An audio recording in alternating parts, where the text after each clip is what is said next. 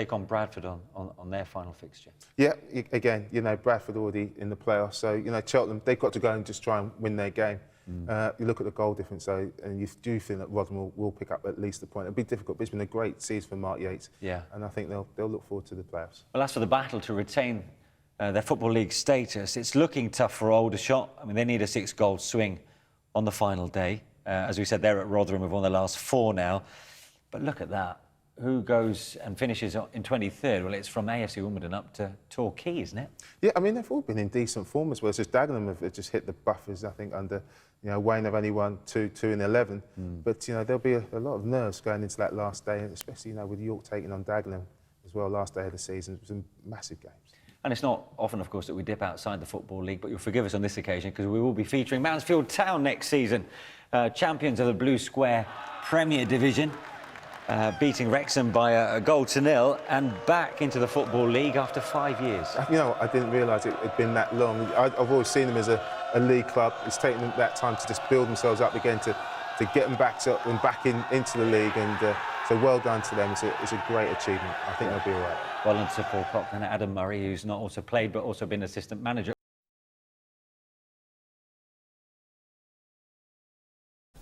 Well, on to sport now. Plymouth Argyle and Torquay United will go into their final games of the season tomorrow, still looking to secure their Football League status. And it's not just uncertainty on the pitch. Both clubs still haven't confirmed who their managers will be next season. Jeff Welsh reports. John Sheridan signed a contract until the end of the season when he took over at Plymouth in January. Alan Knill put pen to paper over a similar deal when he arrived at Torquay a month later.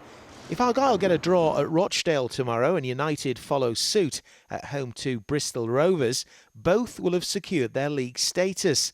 Normally that would be enough to see both managers keep their jobs, but that's where it starts to get complicated. Alan Knill took over at Plainmoor from Martin Ling, who's been suffering from what the club describe as a stress-related illness. He's now recovered, and some fans can't decide if they'd like to see him back or not. If I'm honest, I don't know who I'd choose.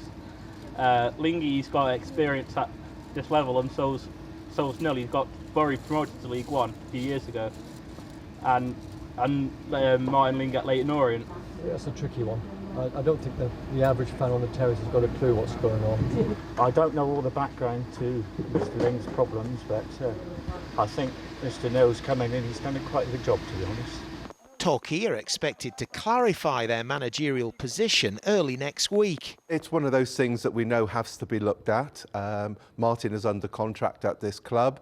Really, everything at the moment is just concentrating on Saturday. John Sheridan is thought to have held talks with Plymouth's chairman James Brent, but isn't giving anything away as to his intentions for next season. No, I've said all along that once everything's dealt with and we know where we are, and hopefully it'll be in this league, I'll talk to the chairman and whoever's involved, and hopefully we can get things sorted. My mind's just concentrating on the game. A point tomorrow could lift some of the uncertainty. When you're not quite sure what league you're going to be in, no one knows the future. So, listen, like I said, it's same with my situation. It will all get sorted out in the coming weeks.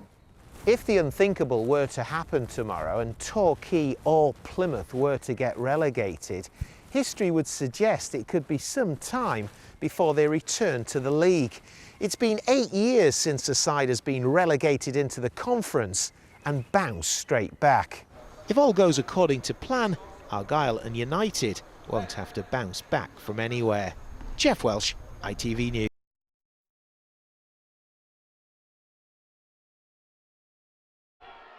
The Gulls go into their clash with Bristol Rovers at Plainmoor off the back of 2 successive wins, and the squad know just how much is at stake tomorrow afternoon.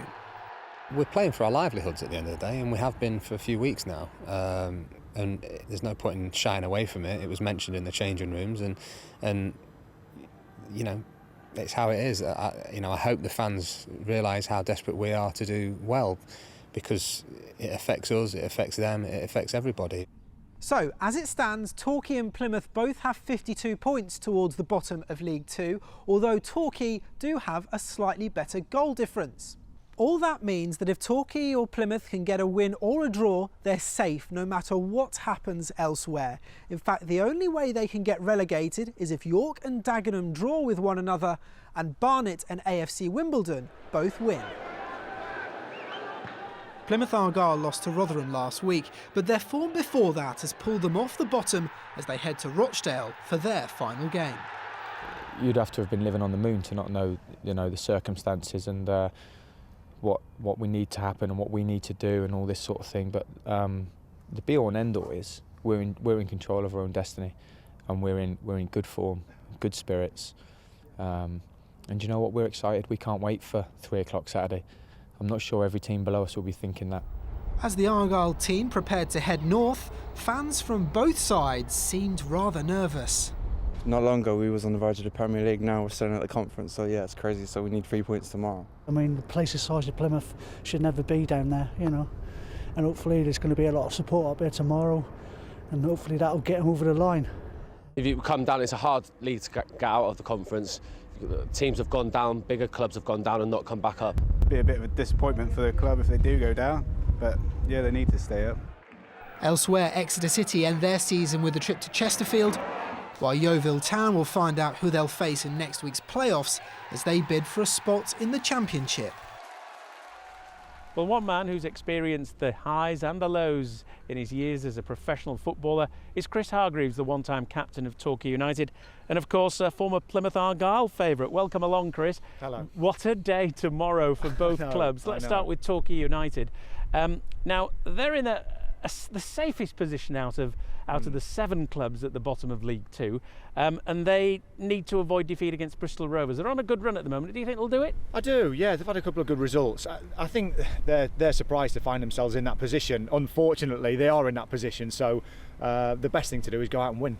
I think there's something like 33. I think Plymouth are 33 and Torquay are 66 to 1 to go down, and the bookies don't normally get it wrong. But Argyle, in their 127-year history, have never gone down. Now, if they don't do the business at Rochdale, it's not in their hands, is it? No, it's not. And I've seen Rochdale this season, and they're not a bad outfit, actually. Good footballing team, so a difficult place to go. Again, they'd probably find themselves in a situation they feel unfortunate because they have pulled out a couple of good results, but last week's loss was bad because everyone else won. And that's the unfortunate thing. Everybody else is winning at the bottom. The club needs stability on the pitch. With the management, they need to stick with somebody and stick with them for a while. Chris, lovely to have you company, and well done to you because you're on the coaching staff of AFC Bournemouth, who've already secured their promotion to the Championship. We have, yeah. Thank you very much. A little bit different to tomorrow's games, but really, really pleased. On to the sport now, and Plymouth Argyle and Torquay United have avoided relegation from the Football League. They both finished above the bottom 2 positions to stay up. Although the Pilgrims went down 1-0 at Rochdale, including a red card for Maxime Blanchard, other results went their way to keep Argyle safe by a single point. Our reporter Alison Johns was out with the fans as the news came in. Well, it was a bit nail-biting in the last few seconds there, but I think most people were happy that Argyle were going to stay up. We know now they are. What's your reaction? It's really good news. I know my dad will be delighted. That's what and has he been sort of listening on the radio all the way through? Well, he's been watching the live BBC, I think, watching the scores go through. And when they went a goal down, I think it got a bit nerve-wracking, but good in the end. Wonderful, thank you. And what's your reaction? Argyle safe? Yeah, it's good for football, isn't it, really? So, well, the money. Really, but yeah, well, they had trouble, hadn't they, really, but they've done well now.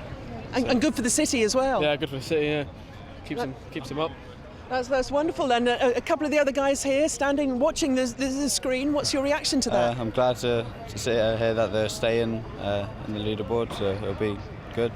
Glad to be in Plymouth.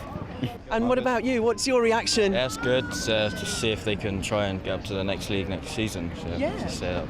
As you can see there, so relieved reaction here, lots of very happy people. Argyle are safe. Well, at Plainmoor, Torquay United's league status was also preserved despite a 3-3 draw against Bristol Rovers. Elliot Benyon was United's hero by scoring their first equaliser and then putting them ahead as they turned round a 2-1 scoreline. Torquay's Ryan Jarvis scored twice, but one was in his own net. Earlier, goalkeeper Michael Pope came to the goal's rescue with a penalty save when they were 1-0 down.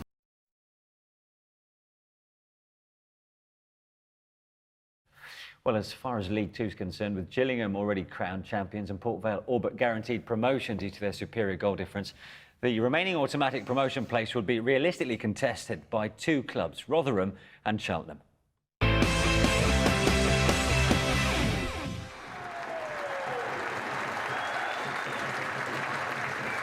Cheltenham had the flags out early, but the ultimate celebration, automatic promotion, depended on victory over Bradford to have any chance of pipping Rotherham.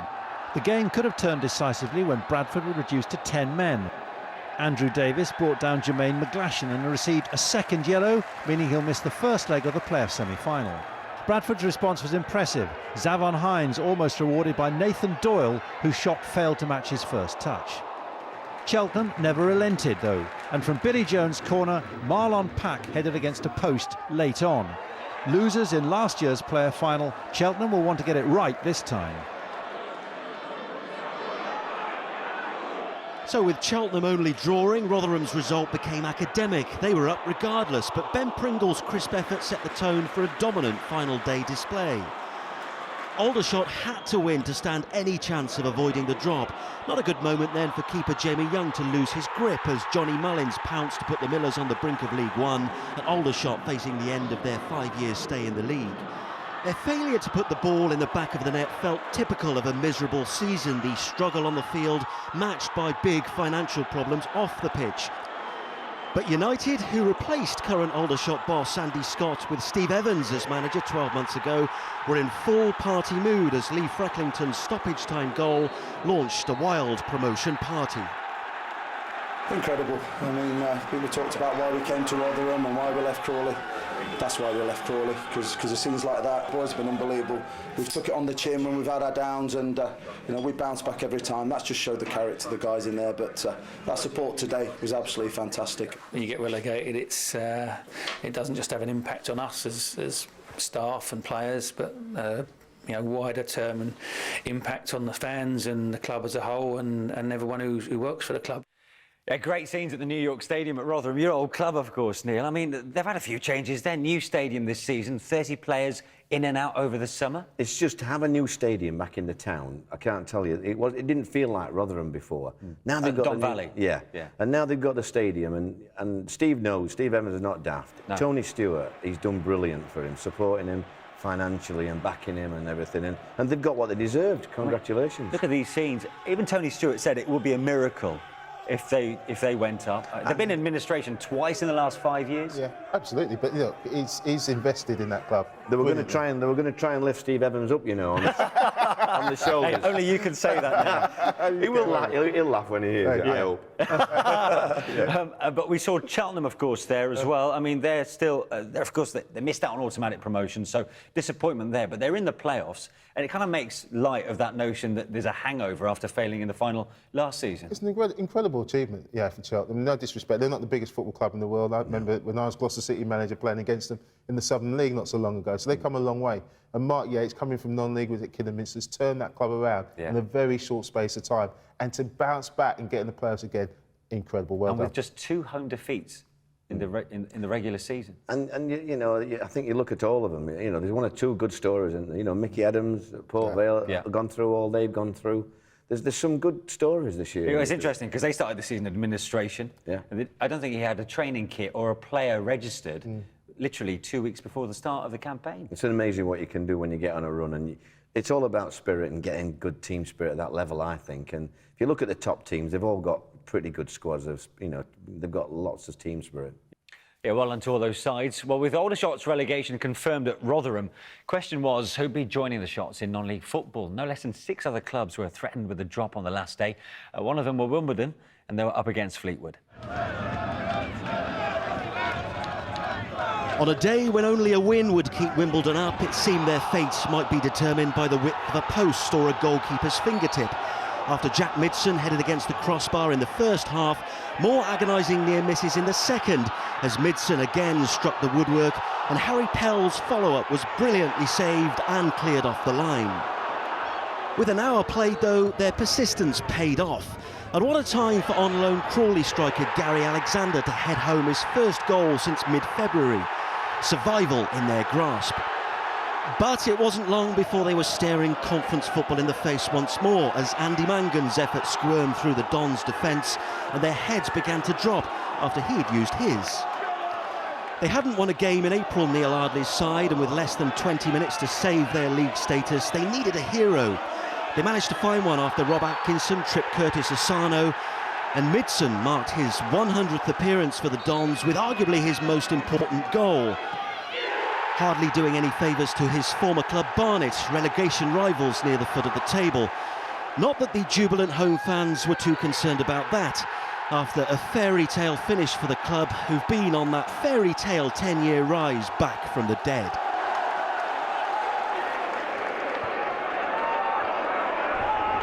Plainmoor was packed, with the majority hoping to roar Torquay to the point they required to be sure of staying in the Football League. Only for Tom Hitchcock to exploit the home side's nervous defending and get the sizable Bristol Rovers contingent rocking instead. United could feel the rest of the relegation pack breathing down their necks, and their start to the second half had the home fans fearing the worst. Hitchcock falling under Brian Sarr's challenge, and Lee Brown lined up another nail for the coffin.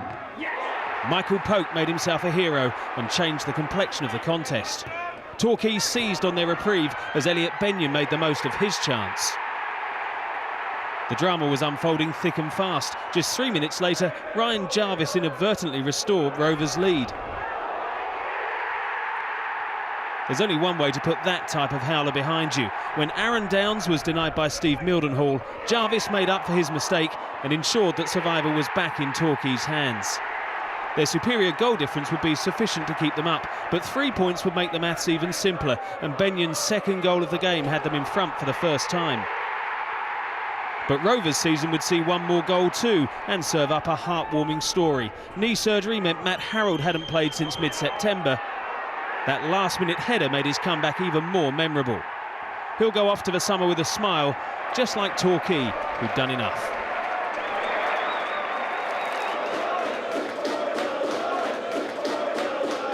Plymouth's goal difference meant a point would be enough, but they quickly put themselves under pressure at Scotland when George Donnelly was too quick for Maxime Blanchard to stop him within the laws, which gave referee Jeff Eltrium little option.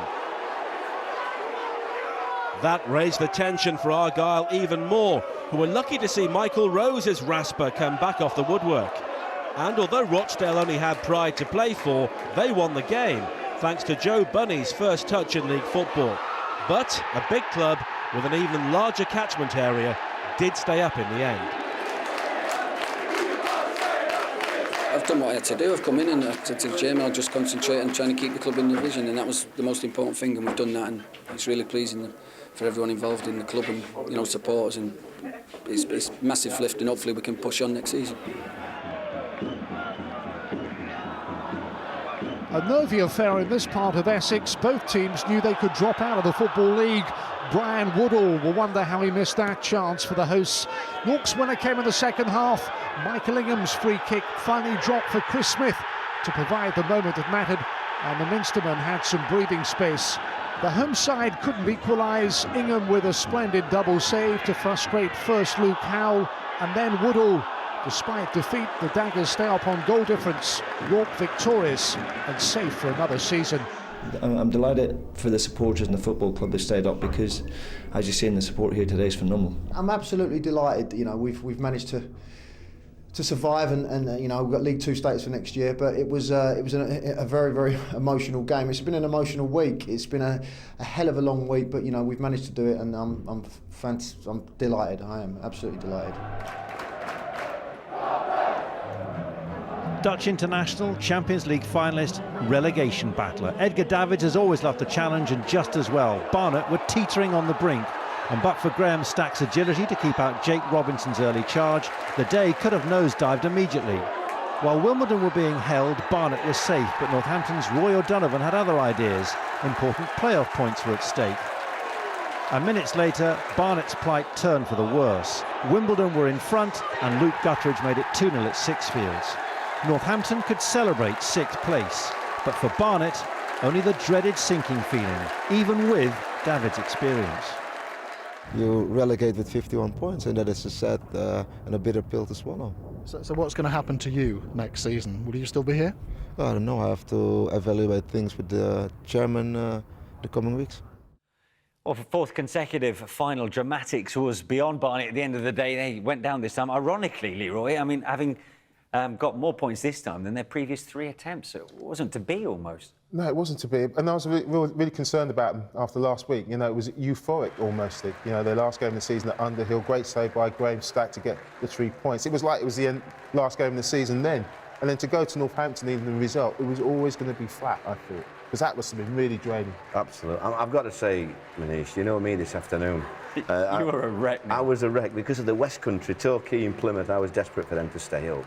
And so I'm sorry about Barnet, but it's every man for every man for themselves. Every man for themselves on a day like today. It was so nerve-wracking, wasn't it, today? Oh, so, you know, Barnet go out, and it's been 8 years now since the team come straight back into the Football League. It's getting increasingly more difficult, isn't it? I feared the worst. You know, like especially like where we are in the West Country, Plymouth and Torquay, to get players to come down there is hard enough as it is. Yeah. But to get them to come to compete with the level that they're talking about is so difficult, isn't it, to get back up now? Well, it'll certainly be interesting to see whether Edgar Davids stays on at the Hive, which of course is the new ground for next season.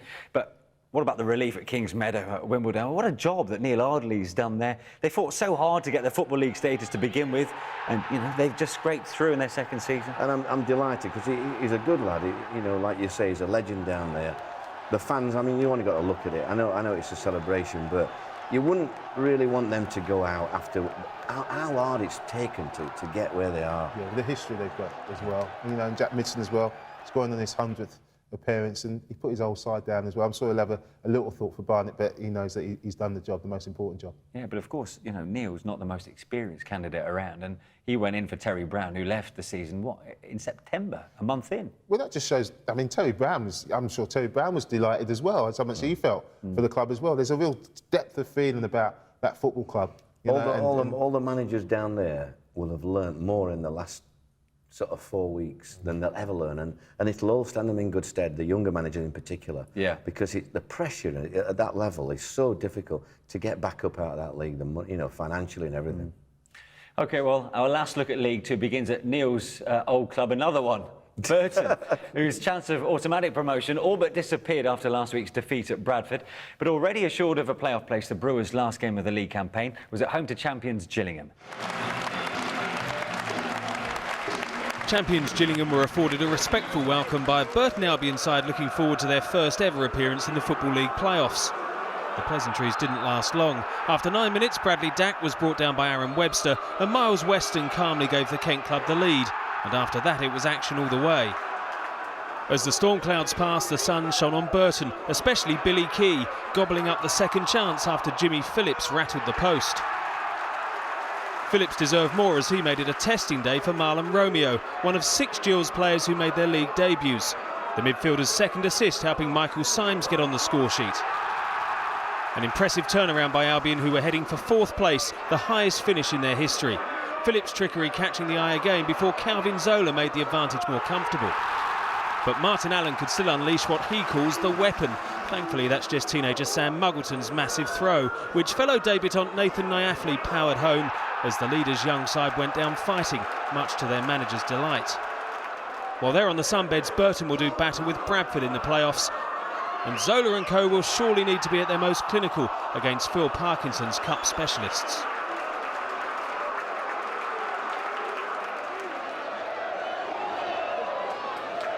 Port Vale just about got the job done last week. Not even the most pessimistic follower would have believed that Cheltenham might create a 28-goal swing, even though Chris Neal's foul on Sam Wood allowed Dean Morgan to put Wickham ahead.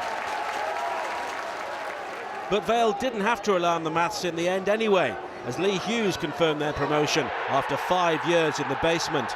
And considering the club's recent financial problems, it's no surprise some of their fans got carried away.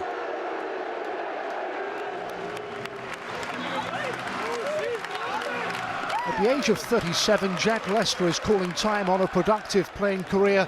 He led out Chesterfield for the last time. Teammate Jay O'Shea seemed intent on giving him the perfect send-off. His special strike midway through the first half. One of the highlights of the game, the Sparrites dominated. Their second arrived on the half-hour mark from a set-piece. Mark Richards afforded too much space, and Chesterfield had a 2-goal cushion, his 5th goal in the last 6 appearances. It was fitting that Leicester got in on the act. He won his side a penalty. Jordan Moore-Taylor's ill-judged challenge left Exeter with it all to do. And Leicester put away the resulting spot kick to mark this special occasion in style. The striker completed a scoring as Chesterfield eased to victory. Just short of the hour mark, he scored his second. It took his career league tally to 149, a fitting finale for a club legend. New contract for Oxford manager Chris Wilder on Friday. New purpose for his players after his half-time team talk as James Constable finished off a well-worked move for his 14th goal of the season. 3 minutes later, the striker played a key role in Oxford's second goal. Constable was fouled by Peter Murphy, and Dean Smalley made no mistake with the penalty. Accrington's Lee Molyneux then made the contest even more one-sided when he was red-carded for that rash challenge on Alfie Potter. Possibly fired up by frustration, the defender had earlier been denied a penalty. The 10 men then conceded again. Oxford's 19-year-old substitute Tyrone Marsh made all the running before setting up Sean Rigg. Another finish out of the playoffs. Wilder already knows what's expected next year. A mid-table game between two sides with nothing left to play for. A shame Barry Corr couldn't convert this chance to give the Southend fans something to smile about. As it was, the last goal at Roos Hall this season came courtesy of Sean Cloes's misjudged attempt to see the ball out. Andrew Fleming helping himself to a goal that would earn Morecambe only their second win in 10. Jim Bentley's side, who finished 16th, went close to a second through Chris Holroyd. The final whistle greeted by boos from some Southend fans who will expect a more sustained promotion push under Phil Brown next year. Right, so Southend's season fizzles out in disappointing fashion. You get the impression it's going to be a busy summer under Phil Brown at Roots Hall. Well, let's have a look at the bottom of the table of League Two. We've talked about those who have dropped out in Barnet and Aldershot, but who's caught your eye particularly then at the final standings, Neil? You've got to say John Ward for me. You know, where they were in the league when he took over, he's been brilliant, and all credit to him. He's got his enthusiasm back and it rubs off, and I'm pleased for him as well. Leroy? Gareth Ainsworth at Wickham, his first managerial job. He's going to hang up his boots. Yeah, emotional day for him. It's an emotional day, and he's done terrific, and good luck to him as a full-blown manager. Hey, we should mention York as well, like you said. Yeah, of course. Yeah, for Nigel Worthington. I mean, he finished with a flourish. To come down to that level when you manage your country, it takes some doing, and I think all credit to York for doing it. Yeah, I think they won 4 of the last 5. As for the top, well, it was Burton's highest ever league finish, but what about those outside the top 6? Or even the top 7? I think Paul Tisdale will be disappointed at Exeter that they fell away a little bit near the end. Chesterfield made a late run, so there's nobody outside there that really should have been in it. No, but Keith Hill's gone back to Rochdale, and I think it's a worked. It's a marriage made in heaven, yeah. and he's made an impact, signed a new contract, so watch out for that.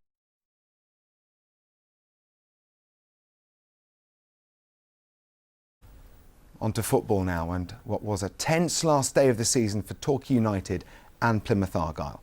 While Cheltenham Town confirmed their involvement in the League Two playoffs after missing out on automatic promotion, the two Devon clubs managed to avoid relegation and secured their Football League survival. A capacity Plainmoor held its breath at the enormity of the stakes. Torquay's players appeared to be overwhelmed at first as Tom Hitchcock snuck in to take advantage for Bristol Rovers. A draw was what Torquay needed, but the pressure intensified further when they conceded a reckless penalty at the start of the second half. But Lee Brown's kick was saved by Michael Polk, and it changed the game. Torquay took immediate advantage of that let-off. Elliot Benyon put away his chance. It was end-to-end stuff, and minutes later Ryan Jarvis headed into his own net to give the lead back to Rovers. He made up for his mistake, though, at the other end and had Torquay back on track for survival. A win would have made things absolutely certain, though, and Elliot Benyon's second goal had the Gulls into a 3-2 lead and flying. With other results also going their way, Torquay could now rest easy, but Rovers had the final say. Matt Harrold scored a last-minute goal, the last of the season, in front of the travelling support. I think we've done it the right way. You know, a lot of the games have been entertaining, and the supporters have enjoyed watching us, which is the big difference really. When I came in, it was really quiet, and then you hear it today. They're right behind the team. Really only because they see a work ethic and a togetherness on the pitch and a desire to stay in the league. Argyle started the day in the same position as their Devon neighbours Torquay, needing just a point at Rochdale to be safe. But they too were under immediate pressure when the last man, Maxime Blanchard, got too close to George